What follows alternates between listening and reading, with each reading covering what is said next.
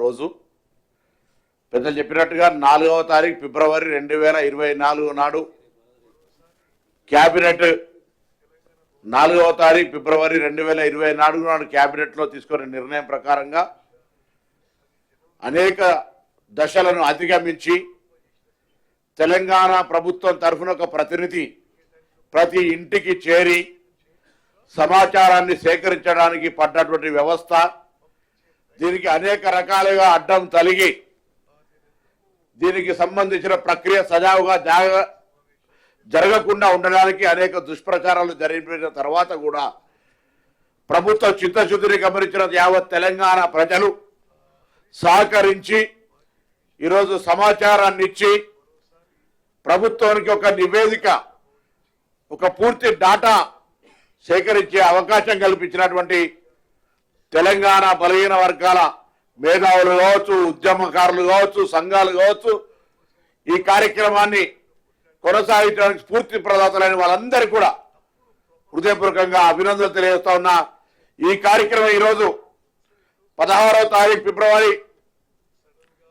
ఆ రోజు శాసనసభలో బలహీన వర్గాల శాఖ మంత్రిగా ఇప్పుడు చదివిన తీర్మానాన్ని ప్రవేశపెట్టి ప్రతిపక్ష అన్ని మిత్రపక్ష రాజకీయాలందరితో అభిప్రాయం తీసుకొని ఈ కార్యక్రమాన్ని ముందుకు తీసుకుపోతూ ప్లానింగ్ డిపార్ట్మెంట్కు బాధ్యతలు, ఎందుకంటే బీసీ కమిషన్ దగ్గర అంత ఇన్ఫ్రాస్ట్రక్చర్ ఉన్నది కాబట్టి ప్రభుత్వం మొత్తం 1 లక్ష పైన ఎమ్యునరేటర్లు అదేవిధంగా పరిశీలకులు ఉండేటువంటి పరిస్థితులలో తెలంగాణ రాష్ట్ర ప్రభుత్వం ప్రణాళిక డిపార్ట్మెంట్ ద్వారా ఈ యొక్క కార్యక్రమం నిర్వహించింది. కార్యక్రమం నిర్వహణకు గౌరవ ముఖ్యమంత్రి గారు ఎప్పటికప్పటికి, ఉప ముఖ్యమంత్రి గారు, దీనికి సంబంధించినటువంటి బాధ్యతలు నిర్వహించినటువంటి ప్లానింగ్ డిపార్ట్మెంట్ సందీప్ సుల్తానియా గారు, స్టేట్ కోఆర్డినేటర్గా వ్యవహారం చేసినటువంటి అనుదీప్ గారు, ఈ కమిటీ సభ్యులు గౌరవ సభ్యులు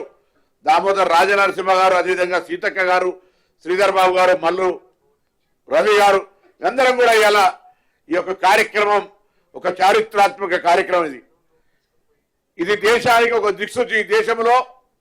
స్వతంత్రం రాకముందు జరిగి ఉన్నటువంటి పరిస్థితి ఆంగ్లేయులకు సంబంధించిన కాలంలో ఇవాళ దేశానికి సంబంధించి మార్గదర్శకత్వంగా మా రాహుల్ గాంధీ గారు చెప్పినట్టుగా దిచ్చిన ఆబాది ఉత్తర ఇచ్చేదారి ఎవరెంతో వారికంతా అవసరమైతే క్యాప్ ఎత్తేసి సంబంధితంగా వాళ్ళందరికీ న్యాయం జరగాలనే ఆలోచన ప్రకారంగా ఇవాళ తెలంగాణ ప్రభుత్వం ఈ కార్యక్రమాన్ని చేపట్టింది. తప్పకుండా ఇది రేపు పొద్దున తెలంగాణ ప్రభుత్వం ఇంతకుముందు చైర్మన్ గారు చెప్పినట్టుగా ఎవరైతే బలహీన వర్గాలు ఎక్కడెక్కడ ఎంతెంత ఏ రకంగా సామాజిక వర్గాలు ఉన్నాయో వారందరికీ ఒక మార్గదర్శకత్వంగా వాళ్ళలో ఉన్నటువంటి సామాజిక, రాజకీయ, ఆర్థిక, విద్యా, ఉపాధి అవకాశాల్లో ప్రభుత్వం తరఫున సరి అయినటువంటి పథకాలు, వ్యవస్థ రూపొందించేటువంటి అవకాశం ఇలా ఒక బుక్, ఒక డాటా ఉంది. అలా ఏదో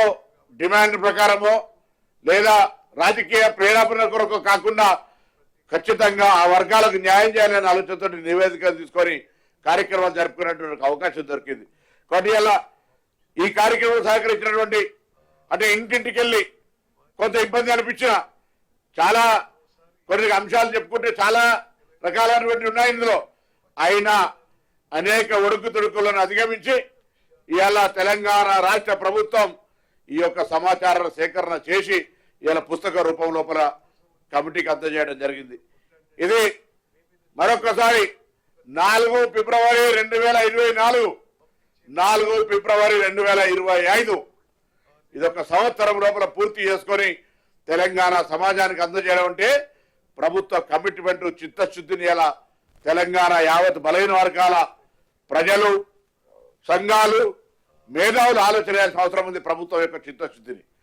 తప్పకుండా భవిష్యత్తులో మీ అందరూ సహకారం కోరుతా ఉన్నాం.